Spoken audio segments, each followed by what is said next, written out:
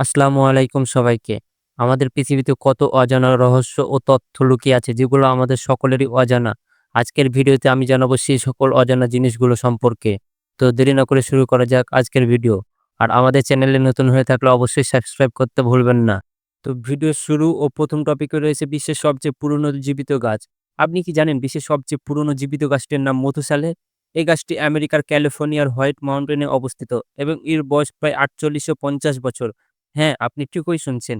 এই গাছটি পিরামিডেরও আগের সময় থেকে দাঁড়িয়ে আছে পৃথিবীর বুকে। এই গাছটি বিস্কুরণ পাইনের প্রজাতির এবং বিজ্ঞানীরা বিশ্বাস করেন এটি আজও জীবিত। গাছটির সঠিক অবস্থান গোপন রাখা হয়েছে যেন কেউ একে ক্ষতি করতে না পারে।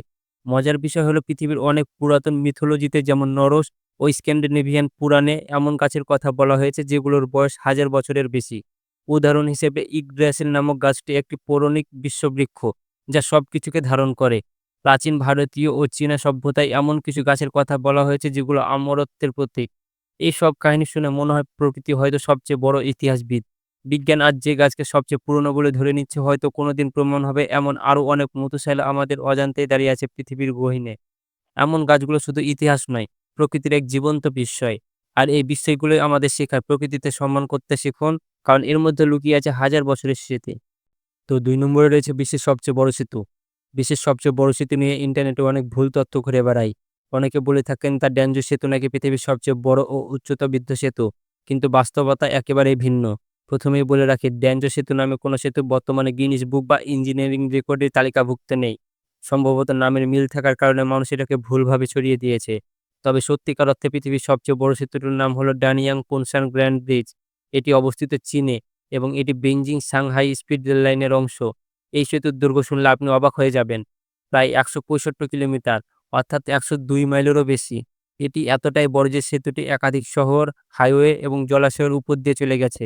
২০১০ সালে এর নির্মাণ কাজ শেষ হয় এবং ২০১১ সালে এটি ব্যবহারের জন্য উন্মুক্ত করা হয়। এই ব্রিজ তৈরি করতে সময় লেগেছিল ৪ বছর এবং খরচ এসেছিল প্রায় $৮.৫ বিলিয়ন। এই সেতুতে রেল চলাচল করে, যা প্রতিদিন লক্ষাধিক যাত্রীকে পরিবহন করে। অনেকেই বড় মানে উচ্চ ভেবে ভুল করে থাকেন। সেই হিসেবে সবচেয়ে উচ্চতা বিদ্যুৎ সেতু হলো বেইপাঞ্জিয়াং ব্রিজ। চীনের এই সেতুটি নদীর উপর থেকে প্রায় ৫৬৫ মিটার উঁচুতে রয়েছে, যেটা প্রায় দুটো আইফেল টাওয়ারের সমান উচ্চতা। তো ৩ নম্বর টপিকে রয়েছে পৃথিবীর সবচেয়ে গরম স্থান। পৃথিবীর সবচেয়ে গরম স্থানের তালিকায় অনেক নাম শোনা যায়। কেউ বলে ডেথ ভ্যালি, কেউ বলে লিবিয়ার মরুভূমি।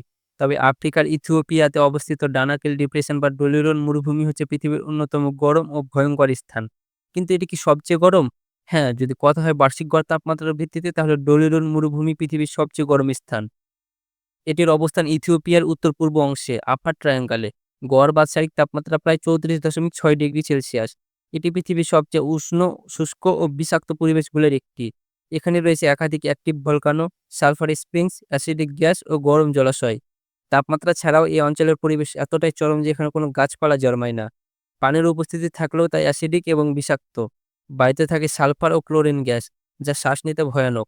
নাসা এই জায়গাটিকে নরকের প্রবেশদ্বার বলে উল্লেখ করেছেন। তো ৪ নম্বর টপিকে রয়েছে পৃথিবীর সবচেয়ে বড় শহর। যদি প্রশ্ন করা হয় পৃথিবীর সবচেয়ে বড় শহর কোনটি? তাহলে বেশিরভাগ সময়ের উত্তর হবে টোকিও, জাপান। তবে এখানে বড় বলতে বোঝায় জনসংখ্যা অনুযায়ী সবচেয়ে বড় মহানগর এলাকা। এর অবস্থান জাপানের পূর্ব উপকূলে এবং এর জনসংখ্যা প্রায় ৩৭ মিলিয়ন, অর্থাৎ ৩,৭০,০০,০০০ জনসংখ্যা রয়েছে এবং এটি বিশ্বের সবচেয়ে জনবহুল শহর হিসেবে ১ম স্থানে রয়েছে। বিশ্বের সবচেয়ে জনসংখ্যার ঘনত্বে টোকিও বিশ্বের অন্যতম। টোকিও কেন এত গুরুত্বপূর্ণ? এটি শুধু জনসংখ্যা নয়, অর্থনৈতিক দিক থেকেও অন্যতম শক্তিশালী শহর। এখানে রয়েছে বহু আন্তর্জাতিক হেডকোয়ার্টার, ব্যাংক এবং প্রযুক্তি প্রতিষ্ঠান। শিক্ষায় প্রযুক্তি এবং শহরের ব্যবস্থাপনায় এটি বিশ্বের অন্যতম উন্নত।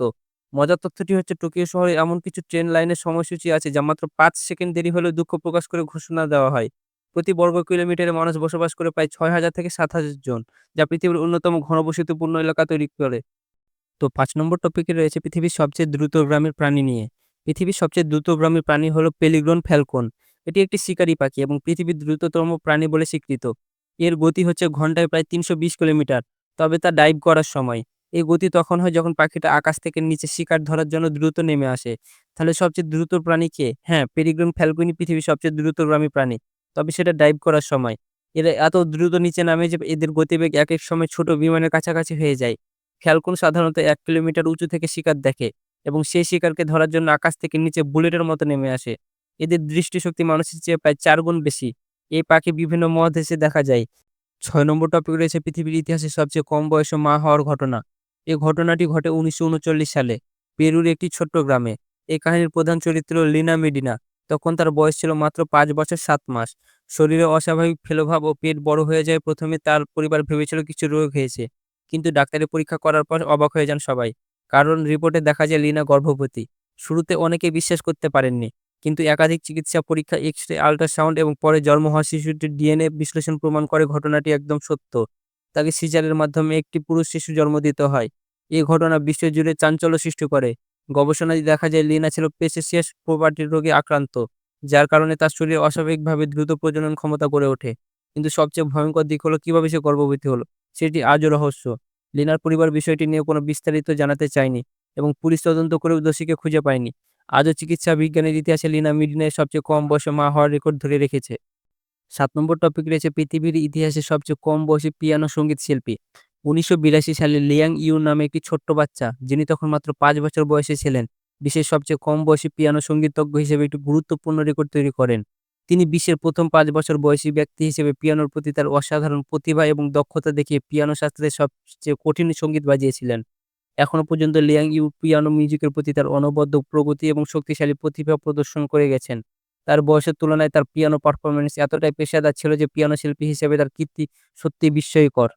৮ নম্বর টপিকে রয়েছে বিশ্বের সবচেয়ে বড় গুহা নিয়ে। বিশ্বের সবচেয়ে বড় গুহা হলো সনডং গুহা। সনডং গুহা পৃথিবীর সবচেয়ে বড় গুহা, যার দৈর্ঘ্য প্রায় ৫.৫ মাইল বা ৯ কিলোমিটার এবং উচ্চতা প্রায় ২০০ মিটার। এই গুহাটি এত বিশাল যে এর ভিতরে জঙ্গল এবং একটি নদী পর্যন্ত রয়েছে, যার ফলে এটি যেন একটি ছোট এক্সো সিস্টেমের মতো। এটি প্রথম ১৯৯১ সালে আবিষ্কৃত হয়। তবে ২০০৯ সালে বিদেশি পর্যটকদের জন্য এটি উন্মুক্ত করা হয়। ৯ নম্বর টপিকে রয়েছে পৃথিবীর সবচেয়ে দামি হীরা নিয়ে। পিঙ্ক ডায়মন্ড পৃথিবীর সবচেয়ে দামি হীরা। পিঙ্ক ডায়মন্ড অত্যন্ত দামি এবং এটি বিভিন্ন নিলামে কোটি, কোটি ডলারে বিক্রি হয়ে থাকে। বিশ্বের সবচেয়ে দামি pink diamond the pink star ২০১৭ সালে $৭১.২ মিলিয়ন দিয়ে বিক্রি হয়, যা এখনো পর্যন্ত সর্বোচ্চ দাম। এর খনন স্থল হচ্ছে পিঙ্ক ডায়মন্ড। বিশ্বের বিভিন্ন জায়গায় খনন করা হলেও সবচেয়ে গুরুত্বপূর্ণ এবং বিখ্যাত খনন স্থান হলো আর্গাইল মাইন, যা অস্ট্রেলিয়ার পশ্চিমাঞ্চলে অবস্থিত। তবে এই খনি ২০২০ সালে বন্ধ হয়ে গেছে, যার ফলে পিঙ্ক ডায়মন্ডের সরবরাহ আরও সীমিত হয়ে গেছে। আজকের ভিডিওর শেষ টপিক রয়েছে পৃথিবীর সবচেয়ে পুরনো প্রাণী নিয়ে। পৃথিবীর সবচেয়ে পুরনো প্রাণী হচ্ছে গ্রিনল্যান্ড হ্যাচেক। গ্রিনল্যান্ড হ্যাচেক বিশ্বের সবচেয়ে দীর্ঘজীবী প্রাণী হিসেবে পরিচিত, যা প্রায় ৪০০ বছর পর্যন্ত জীবিত থাকতে পারে। এটি গভীর সমুদ্রে বসবাস করে এবং আর্কটিক মহাসাগরের ঠান্ডা পানিতে জীবিত থাকে। তাদের খুব ধীর গতিতে বৃদ্ধি হয়, এমনকি তাদের প্রজননকালও দীর্ঘ। তারা প্রথম প্রজনন করতে শুরু করে ১৫০ বছর বয়সে। এই সার্কের শরীরে বিশেষভাবে ঠান্ডা পানির সাথে খাপ খাইয়ে নেয়। তো আজকের ভিডিওটি এখানেই শেষ হচ্ছে। আমাদের ভিডিওটি যদি ভালো লেগে থাকে তাহলে লাইক, কমেন্ট এবং শেয়ার করবেন এবং আমাদের চ্যানেলটি সাবস্ক্রাইব করে আমাদের পাশে থাকবেন। ধন্যবাদ। দেখা হচ্ছে পরবর্তী